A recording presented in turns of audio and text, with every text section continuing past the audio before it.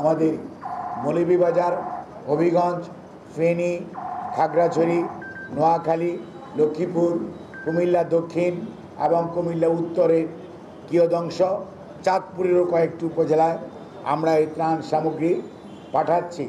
এবং সেখানে আমাদের জাতীয় স্থায়ী কমিটির সদস্য থেকে শুরু করে আমাদের ভাইস চেয়ারম্যানগণ, যুগ্ম সম্পাদকগণ, সাংগঠনিক সম্পাদকগণ, দলের সম্পাদক মণ্ডলীর সদস্য, সেই সাথে নির্বাহী কমিটির বিভিন্ন পর্যায়ের নেতাকর্মী ছাড়াও বাংলাদেশ জাতীয়তাবাদী যুব দলের, স্বেচ্ছাসেবক দলের এবং জাতীয় ছাত্র দল, মহিলা দল, কৃষক দল সহ শ্রমিক দল, মুক্তিযোদ্ধা দল, জাসাস, তাঁতি দল, মৎস্যজীবী দল সহ প্রতিটি অর্গানাইজেশন কেন্দ্রীয়ভাবে, স্থানীয়ভাবে স্থানীয় বিএনপির সাথে নেতৃবৃন্দের সাথে সমন্বয় করে এবং জেলা বিএনপির, উপজেলা পৌর বিএনপির নেতৃবৃন্দের সাথে সমন্বয় করে ত্রাণ সামগ্রী বিতরণ করছেন।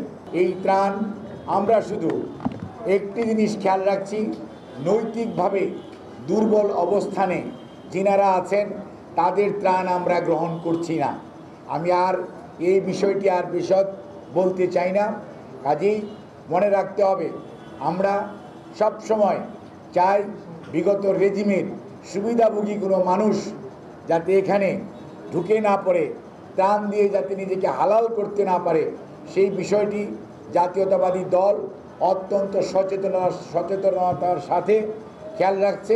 দু একটি জায়গায় একটু ভুল হয়েছিল, আমরা সেগুলো তাদের সেই ত্রাণ সহায়তা ফিরিয়ে দিয়েছে এবং তারা গ্রহণ করে নিয়ে গিয়েছে। সরকারের পাশাপাশি আমরা মনে করি রাজনৈতিক দল হিসাবে বিএনপি জনগণের দল, সেই জন্য বিএনপির চেয়ারম্যান জনাব বেগম খালেদা জিয়ার পরামর্শক্রমে আমাদের ভারপ্রাপ্ত চেয়ারম্যান দেশনায়ক তারেক রহমানের সুনির্দিষ্ট নির্দেশনায় এবং আমাদের মহাসচিব সহ জাতীয় স্থায়ী কমিটি এই ত্রাণ কার্যক্রমে বিভিন্নভাবে অংশগ্রহণ করেছে এবং করছে এবং অব্যাহত রেখেছে।